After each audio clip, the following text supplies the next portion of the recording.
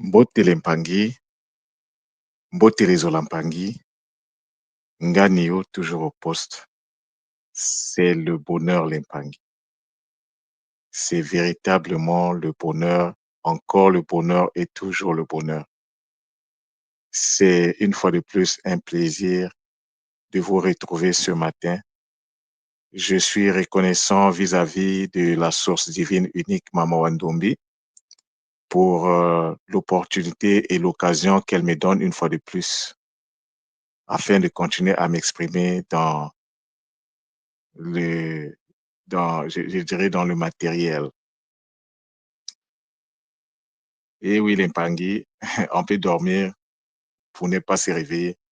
Et lorsque la source vous renouvelle sa confiance, il faut se mettre debout et faire le travail pour lequel on s'est incarné. Je remercie donc toutes les consciences manifestées de la source divine qui, de l'autre côté, travaillent afin que nous puissions toujours continuer à diffuser le Zola à travers le Kisalu. Et oui, Lempangi, c'est de ça qu'il est question. Vous, Lempangi, qui au quotidien me suivez, m'écoutez, je vous dis Matondo aussi, c'est un bonheur parce que sans vous, je n'aurais pas il n'y aurait aucune raison que je puisse être là chaque matin à faire les Kaboula. Nous nous sommes incarnés pour que l'œuvre puisse se manifester, l'œuvre divine se manifeste dans la matière. Et donc, c'est un bonheur, Lempangi. Alors, ce matin, je vous viens avec un sujet qui n'est pas un sujet, c'est un sujet qui est connu, mais vous savez, la connaissance n'a pas de limite. La connaissance, en fait, tout est illimité. Nous sommes dans un monde dans lequel l'illimité s'exprime. Nous sommes dans un monde de l'illimité, de l'infini. Donc, tout ce qui se présente à nous, Lempangi, c'est jusqu'à l'infini. Donc, il n'y a pas de limite. Alors, ce matin, euh, je veux vous parler du Zola, mais pas forcément seulement du Zola. Le sous-Zola, ça va être la base sur laquelle je vais expliquer ce que j'ai à vous donner comme message. Vous savez, Lempangi, Ntumwanu le dit, Ntumwanu l'a enseigné, que le Zola, c'est la chose la plus importante, que celui qui a le Zola a déjà fait le Kunaka. Ntumwanu nous a enseigné cela. En nous parlant de cela, nous a aussi, entre autres, expliqué que lorsque nous n'arrivons pas à digérer les informations de l'intérieur, qu'est-ce qui se passe? Les événements se projettent. L'information qui n'a pas été digérée à l'intérieur, qui n'a pas été comprise, qui n'a pas été métabolisée, va se projeter à l'extérieur sous forme d'événements. Et je vous assure, les Mpangi, rien ne se fait au hasard. Tout ce que la source fait est bon. Il n'y a rien de mauvais. Tout dépend de son angle d'observation. Alors, les Mpangi, lorsque nous n'arrivons pas à digérer les informations de l'intérieur, ces informations se projettent à l'extérieur sous forme d'événements afin que les événements nous permettent d'apprendre. Une autre chose aussi que je vais dire ici ce matin, c'est que lorsqu'on prend le mot le plus important qui est le Zola, en fait, notre attitude devait être que ce mot-là devait être étudié, devait être compris jusque dans ses derniers retranchements. Et oui, Lempangi, parce que c'est le mot le plus important, le Zola. Cependant, lorsque je dis Zola, lorsque j'observe Zola, ce mot-là n'est pas attaché à la conscience. Il n'y a pas de conscience, il n'y a pas la présence de la conscience divine dans le Zola. On a le Zo et le La. Mais donc, ça veut dire qu'il y a quelque chose à faire. Il y a quelque chose à faire. Le Zola, c'est un guide qui se présente sous plusieurs postures. Et là, le mot que nous, on connaît, que la tradition nous a transmis, c'est le Z-O-L-A. Où est la conscience là-dedans? C'est pourquoi celui qui rentre dans le Zola, qui rentre en connexion avec ce guide du Zola, qui a sous lui des guides, d'autres guides, il doit savoir comment en fait s'y prendre. On ne fait pas les choses par hasard. On ne fait pas les choses parce qu'un tel a dit I, tu vas répéter I. Non. Il faut toujours se poser les bonnes questions. Le sang que je répète là, est-ce que la conscience y est associée? Si la conscience n'y est pas, est-ce que c'est impossible d'y ajouter la conscience? Non. En réalité, je voulais vous parler du Nzola. N-Z-O-L-A. C'est de ça que je voulais vous parler. Les Bakoulou peuvent passer, les guides sont magnifiques, les Mpangui. Des fois, des événements arrivent. Mais lorsque les événements arrivent, nous, on se pose souvent de très mauvaises questions. On regarde ce qui est projeté au lieu de se poser la question de savoir, mais quel est le message derrière cette situation-là? Qu'est-ce que les guides veulent que nous puissions comprendre, les Mpangui? C'est de ça qu'il est question. Mais même une fois que tu as ajouté le N devant le Zola, oui, c'est bien. Et la vocalisation sacrée. Parce que quand je dis Nzola, c'est pas ça la vocalisation sacrée. Ça, c'est le parler de superficiel. Et oui, l'impang. Et même que quand tu l'auras en fait vocalisé correctement, est-ce que tu as fait la construction de ce mot-là? Parce que un mot, c'est tout un monde. C'est une porte qui va te permettre de rentrer dans un univers donné. Le Zola, c'est un univers. Alors, pour y accéder, il faut montrer patte blanche. Il faut avoir conçu ce mot-là. Il faut avoir intégré ce mot-là. Il faut avoir, comment dire, rempli ces mots d'énergie afin que cette porte-là puisse s'ouvrir. Tant que cela n'est pas fait, tu peux raconter, dire le Zola, Zola, matin, midi, soir, ça ne sera pas du Zola. Ça sera ça ne sera pas du Zola authentique, du Zola divin, mais ça sera du Zola superficiel, l'impact. Les événements.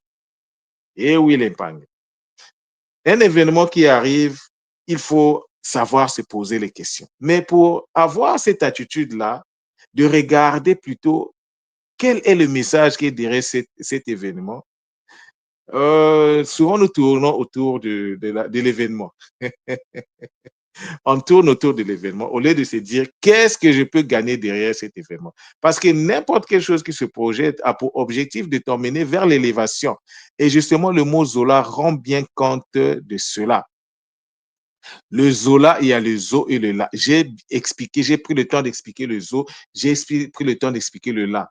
Mais lorsque je reviens sur le Zo, qu'est-ce que nous voyons? Nous avons le ZO. Mais qu'est-ce que le ZO nous veut nous dire? Z, c'est le pilier vibratoire. Le O, le Zo, c'est la forme élevée du Za. Donc, c'est de la connaissance élevée. Alors, les Mpangui, l'élévation dans notre fonctionnement dans la matière est d'une importance capitale. Vous savez, les Mpangui, les avions, un avion pour décoller utilise la position du vent. Un avion pour atterrir utilise également la position du vent. Et oui, les Mpangui, ça c'est ce que la science nous enseigne. C'est pourquoi dans le domaine de l'aviation, la météo est d'une importance capitale. On veut connaître la force du vent afin que cela donne des éléments au pilote pour savoir comment régler la machine. On doit connaître la direction du vent parce que très souvent, pour qu'un avion monte, il faut qu'il puisse aller en direction, donc prendre la direction contraire du vent. Et oui, l'impangé. C'est ça, l'impangé. Donc, lorsqu'on parle du zoo, le zoo, c'est le monde de la connaissance, mais pas de n'importe quelle connaissance, parce qu'il y a plusieurs types de connaissances. Les choses se présentent toujours en 5 versions dans la tradition ancestrale. L'homme lui-même est une réalité qui incarne en lui 5 versions. Tout le monde nous a bien enseigné dans Kimbazi. Et oui, l'impangé. Donc, il faut prendre souvent les concepts, les interconnecter avec les réalités pour comprendre réellement ce qu'il y a derrière. Donc, lorsqu'on est dans le monde du zoo, donc nous avons la vibration de l'énergie, donc de l'énergie de l'élévation. Mais il faut savoir que tout ce que nous faisons dans tout ce que nous disons, il y a déjà de la vibration. Lorsque tu dis oh, le mot là est soutenu, c'est-à-dire qu'il est posé sur le pilier vibratoire. Donc, dans tout ce que nous disons, le Z est là. Que tu le saches ou pas, que tu le dises ou pas, lorsque tu dis ah, il y a le Z qui rentre en jeu. Donc, le Z, la vibration, est dans tout ce qui existe. C'est pour ça même à l'école, on nous a enseigné que l'atome vibrait. Et oui, l'impangé. Mais pourquoi, si le O vibre déjà, pourquoi le Z est venu là? Pourquoi la présence du Z? Mais le Z est là pour, c'est une matrice en fait, comme j'ai l'habitude de dire. Le Z est là pour amplifier, pour donner la forme. Et oui, l'impangé. Et lorsque nous parlons de la vibration l'impangé, qu'est-ce que moi je vois derrière? Vous savez, l'impangé, pour que nous puissions avoir les sonorités, les sons. Mais qu'est-ce qu'un son en fait? C'est ce que je voulais dire. Un son, c'est un son né de la perturbation de Mpi. Pour qu'un son puisse venir à l'existence, il faut que Mpi soit perturbé, l'impangé. Mais à quel moment Mpi est perturbé? Mais Mpi est perturbé lorsqu'il rentre en contact avec un obstacle. C'est de l'obstacle que naît les sons. Nous parlons parce que dans la manipulation de l'air, l'air subit des obstacles, mais différents types d'obstacles. C'est pourquoi nous avons différents types de sonorités. Et la puissance, je l'ai dit quelques jours dans mes kaboulas, réside en fait au niveau de la sonorité. La syllabe est d'une importance capitale. Tu veux comprendre la tradition ancestrale, il faut répartir à la connaissance de la syllabe. Tu ne maîtrises pas la syllabe, tu peux faire ce que tu veux, c'est pas toi qui as créé le monde, c'est pas toi qui as mis les lois de fonctionnement du monde. Soit tu te plies aux lois de fonctionnement, soit la nature t'écarte. Et oui, l'impact. Le Bumuntu, c'est cela. Le Bumuntu, c'est être en harmonie avec la nature. Le Bumuntu, ce n'est pas faire des déclarations qui n'ont ni tête ni queue. Le Bumuntu, c'est vivre, vivre avec et dans l'harmonie avec le Nza. Mais comment on y arrive? Qu'est-ce qui nous permet de vivre cela? Ce n'est pas en récitant que Tutidati a dit ceci, et la loi 10 du Bumuntu. Non, ce n'est pas ça. Ça, c'est très important aussi pour comprendre certaines choses. Mais dans la pratique, ce n'est pas ça. Dans la pratique, c'est la maîtrise de la sonorité. Pourquoi le O est dans le mot Zola? Et oui, l'impact. C'est ça les bonnes questions à se poser. C'est ça les bonnes questions. Donc, le Zola consiste à prendre de la hauteur.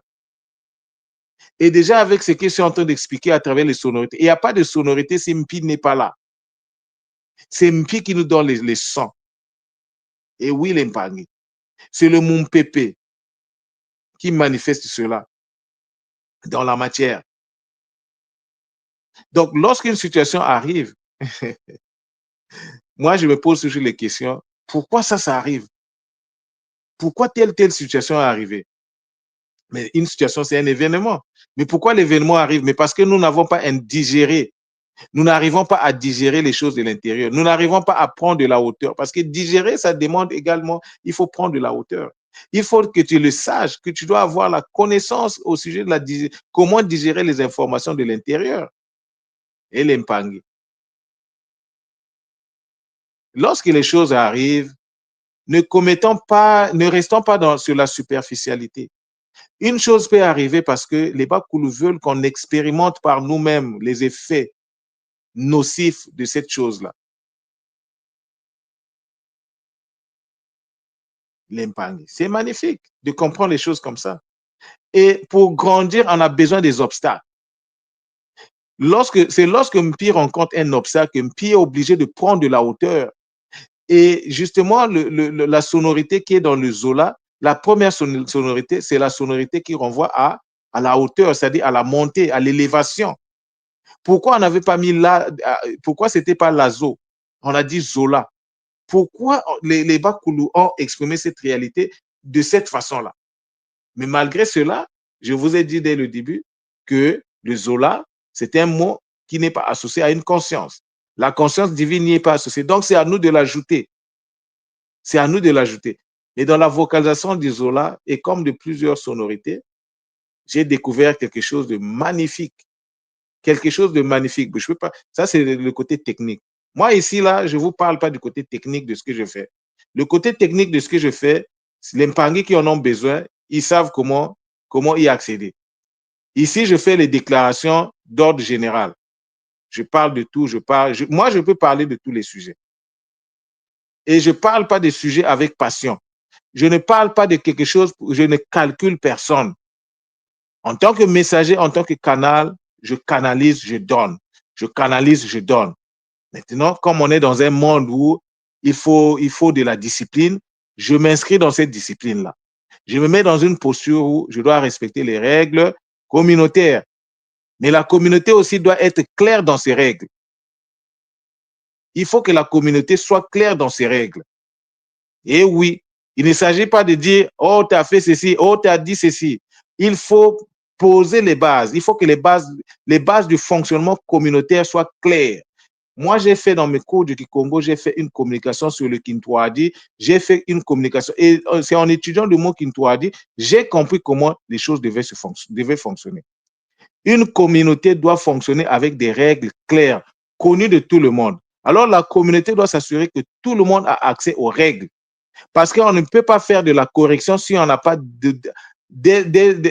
non, les règles doivent être claires. Et les règles doivent être mises dans leur contexte aussi. C'est aussi ça la communauté. Nous sommes en apprentissage. Hein? Nous sommes tous en apprentissage. Et donc, nous devons apprendre de nos erreurs. Et lorsque tu te rends compte qu'il y a une erreur, tu prends de la hauteur par rapport à cette erreur-là pour aller au plus. Ce n'est pas un problème de se tromper. Mais il faut savoir que lorsque, par exemple, on fait observer des choses, il faut aussi avoir l'écoute en tant que communauté. La communauté doit écouter, comme les individualités qui composent la communauté doivent également écouter. Parce que si moi, je fais remonter, par exemple, des choses, j'ai dit des choses, on ne m'écoute pas, en quoi est-ce que la communauté va s'émanciper? Il faut de la hauteur. C'est ce que le mot Zola nous explique ici. Ce n'est donc pas un hasard si je suis revenu sur ce mot. Et ce n'est pas moi qui décide de parler du Zola. C'est un sujet, je parle de ce sujet depuis pratiquement 2 ans. Depuis 2 ans, je parle du Zola. L'Impangi. Mais le Zola, c'est un monde. Le Zola, c'est le Zola, c'est le guide principal, mais le Zola a des variantes. Le Zola est connecté à des énergies. Et oui, l'Impangi, c'est tout un monde. C'est un monde magnifique. Et derrière le Zola, je vous ai dit, il y a les Bakiamu. Les Bakiamu sont à l'œuvre dans le Zola. Les Bakiamu sont à l'œuvre. J'ai étudié le mot Kiamu, j'ai vu ce qu'il y avait derrière. Bon, voilà donc ce que j'avais à faire comme communication. La communauté, ça veut dire que nous devons fonctionner comme si on était une seule entité. Mais il faut que les choses soient bien coordonnées, il faut que les choses soient claires. Il faut que les choses soient claires pour que le fonctionnement de la communauté aussi soit clair. Mais si les choses sont opaques, les choses ne sont pas bien clairement définies, on dit une chose aujourd'hui, on fait le contraire demain, ça ne participe pas à l'élévation de la communauté. Nous avons tous besoin d'être dans une communauté excellente, élevée, et donc ça va demander de faire le travail. Ce n'est pas un problème si cela n'avait pas été pris en compte, mais il faut de la communication, il faut expliquer, il faut aller vers l'Impangi, parler de ce qu'on doit et de ce qu'on ne doit pas faire. Il faut rappeler cela tout le temps, aussi longtemps que cela est possible. Mais on ne communique pas, on ne dit rien. Mais lorsqu'il y a des situations qui arrivent, là, en ce moment-là, on se met debout pour dire, oh si, oh ça. Non, moi, je pense que ça aussi, on doit revoir cette manière de faire. Il faut de la communication. La communication est d'une importance extrêmement importante. Il faut de la communication dans une communauté. On ne prend rien d'acquis.